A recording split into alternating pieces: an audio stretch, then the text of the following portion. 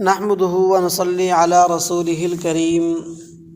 تیسرا پارہ، تیسرے پارے کی ابتدا کے اندر ہی اللہ رب العزت نے انبیاء کے مراتب کا تذکرہ فرمایا ہے۔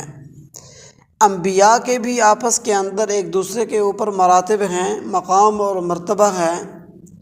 انبیاء انسانیت عام انسانوں سے تو افضل ہیں، لیکن پھر انبیاء کا آپس کے اندر اللہ رب العزت نے مختلف مراتب ہیں۔ کسی کو اللہ رب العزت نے اپنے پاس بلا کر ان کے ساتھ ہم کلامی کی ہے، کسی کو اللہ رب العزت نے کوئی اور اعزاز بخشا ہے، کوئی اور معجزات عطا کیے ہیں۔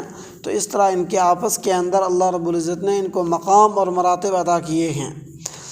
آگے پورے قرآن پاک کی افضل ترین آیات مبارکہ کا تذکرہ ہے، جسے ہم آیت الکرسی کہتے ہیں۔ اللہ لا الہ الا هو الحی القیوم، بڑی ہی بابرکت آیت مبارکہ ہے۔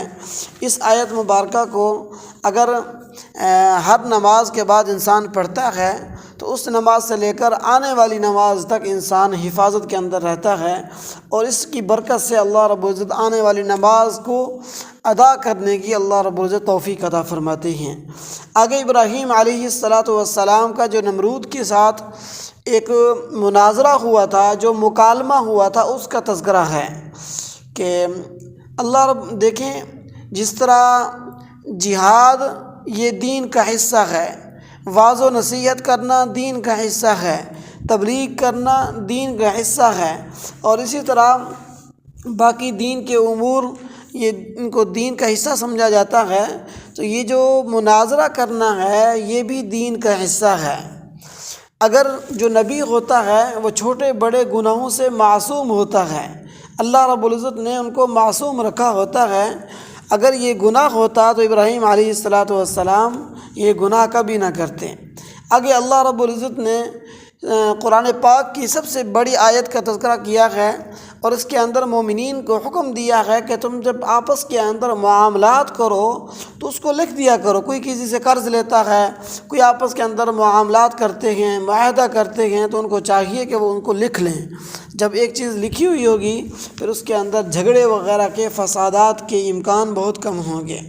آگے اس صورت کے آخر کے اندر اللہ رب العزت نے امت محمدیہ کو ایک دعا دی ہے کہ ربنا لا تؤاخذنا ان نسینا او اخطأنا ربنا ولا تحمل علينا اصرا كما حملته على الذين من قبلنا ربنا ولا تحملنا ما لا طاقة لنا به واعف عنا واغفر لنا وارحمنا انت مولانا فانصرنا على القوم الكافرين۔ یہ دعا ہم سب کو یاد کرنی چاہیے، ہم سب کو یہ دعا مانگنی چاہیے۔ آگے سورہ آل عمران ہے۔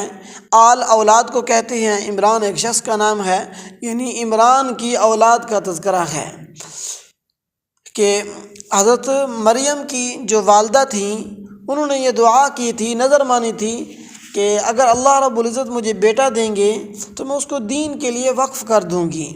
انہوں نے اللہ رب العزت کے یہاں ایک منت مانی تھی کہ اللہ رب العزت مجھے جب بیٹا دیں گے تو میں اس کو دین کے لیے وقف کر دوں گی کہ رب انی نذرت لک ما فی بطنی محررا فتقبل منی انک انت السمیع العلیم۔ تو اللہ رب العزت نے بیٹا دینے کی بجائے اللہ رب العزت نے ان کو بیٹی دی۔ تو مریم کی جو والدہ تھیں وہ پریشان ہوئیں کہ بیٹا ہوتا تو میں دین کے لیے وقف کرتا، بیٹی کیا کرتی ہے؟ تو اللہ رب العزت نے بڑا خوبصورت جواب دیا ہے، وَلَيْسَ الذَّكَرُ كَالْأُنثَىٰ، کہ جس طرح کا آپ بیٹا چاہتی ہیں اس سے بیٹی اس طرح کی نہیں ہے، بلکہ اللہ رب العزت نے بعض بیٹیوں کے اندر یہ خوبی رکھی ہوتی ہے کہ وہ بیٹوں سے بھی زیادہ کام کر جاتی ہیں، دین کے اندر بڑھ چڑھ کر حصہ لیتی ہیں۔ تو اللہ رب العزت کی ایک تقسیم ہے، بیٹیاں آ جائیں تو ان کے اندر انسان کے دل کے اوپر کسی قسم کا کوئی ملال، کوئی پریشانی نہیں ہونی چاہیے۔ یہ اللہ رب العزت کی بڑی نعمت ہوتی ہے۔ بیٹیاں گھر کی رونق ہوتی ہیں، اس لیے انسان کو اس کے اوپر پریشان نہیں ہونا چاہیے، بلکہ اللہ رب العزت کا شکر ادا کرنا چاہیے۔ اگر اذ قال اللہ یا عیسیٰ انی متوفیک، یہاں سے جو نصارہ ہیں، عیسائی ہیں، جو یہ ان لوگوں کا یہ عقیدہ تھا کہ اللہ رب العزت نے حضرت عیسیٰ علیہ السلام کو ہم نے جو ہے نا عیسیٰ علیہ السلام کو سولی پر لٹکا دیا ہے، تو اللہ رب العزت نے ان لوگوں کا رد کیا ہے کہ انی متوفی کا، پہلے یہ تسلی دی کہ موت میں آپ کو خود دوں گا، ورافعوک، اور اسی طرح میں آپ کو اٹھا لوں گا اپنی طرف، ومطہرک من الذین کفروا، اور ان کافروں کے ہاتھ تک بھی آپ تک نہیں پہنچنے دوں گا، آپ کی حفاظت کروں گا۔ آپ کی حفاظت کی ذمہ داری اللہ رب العزت نے لی۔ تو اللہ رب العزت نے وہی بیان فرمایا کہ انی متوفیک و رافعک الیک و مطہرک، کہ عیسیٰ علیہ السلام کو سولی پر نہیں لٹکایا گیا بلکہ اللہ رب العزت نے زندہ آسمانوں پر اٹھا لیا ہے۔ اللہ رب العزت نے عیسیٰ علیہ السلام کو زندہ آسمان پر اٹھا لیا ہے، اور پھر قرب قیامت عیسیٰ علیہ السلام زمین پر تشریف لائیں گے، لیکن نبی اکرم صلی اللہ علیہ وسلم کے امتی ہونے کی حیثیت سے آئیں گے، اور پھر وہ یہاں پر شادی بھی کریں گے، ان کی یہاں پر وہ حکومت بھی کریں گے، لیکن جب وہ حکومت کریں گے، جہاد کریں گے، اور جہاد کریں گے، دعا کریں اللہ رب العزت سے کہ اللہ اگر ہمارے ہوتے ہوئے عیسیٰ علیہ السلام کا نزول ہوتا ہے تو انشاءاللہ ہم عیسیٰ علیہ السلام کے وہ وفادار بنیں گے، حضرت عیسیٰ علیہ السلام کی جماعت کا حصہ بنیں گے، عیسیٰ علیہ السلام کے ساتھ مل کر جہاد کریں گے۔ اس چیز کے ہمارے اندر یہ تمنا ہونی چاہیے۔ اگر اللہ رب العزت نے ہمیں موقع دیا ہماری زندگی میں اگر عیسیٰ علیہ السلام اگر تشریف لائے تو پھر ہم ضرور ان کی جماعت کا حصہ بنیں گے۔ اللہ رب العزت سے دعا ہے کہ اللہ رب العزت ہمیں ان باتوں کے اوپر عمل کرنے کی توفیق عطا فرمائے۔ یہ بہت ہی نازک چیزیں ہوتی ہیں، ان چیزوں کو سمجھنا ضروری ہے۔ اور پھر اس سپارے کے اندر اللہ رب العزت نے فرمایا کہ جو اسلام کے علاوہ کسی اور دین کی تلاش کرتا ہے وہ دین ہمارے ہاں قابل قبول نہیں ہے۔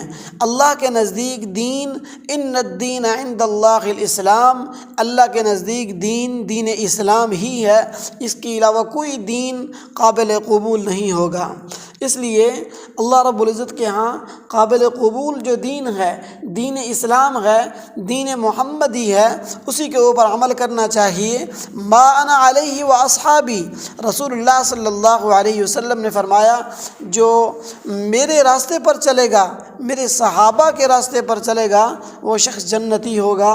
ہمیں چاہیے کہ ہم اس چیز کو دیکھیں کہ نبی اکرم صلی اللہ علیہ وسلم کا راستہ کون سا ہے، صحابہ کا راستہ کون سا ہے، اس کی ہم جستجو میں رہیں۔ اگر خود اس کا مطالعہ نہیں کر سکتے، غور و فکر نہیں کر سکتے، تدبر نہیں کر سکتے، پھر یہ دیکھیں کہ ان کے راستے کے اوپر چلنے والے کون ہیں۔ پھر ان کے راستے کے اوپر جو علماء چلنے والے ہیں، جو ائمہ چلنے والے ہیں، پھر ان کی پیروی کریں گے، ان کی اقتداء کے اندر اگر اپنے آپ کو دے دیں گے، ان کے ہاتھ میں اپنا ہاتھ دے دیں گے، تو پھر انشاءاللہ دنیا کے اندر بھی کامیابی ہوگی، آخرت کے اندر بھی کامیابی ہوگی۔ اللہ رب العزت سے دعا ہے کہ اللہ رب العزت ہمیں دین متین کی حفاظت کے لیے قبول فرمائے، استقامت فی الدین، استقامت علی الدین عطا فرمائے۔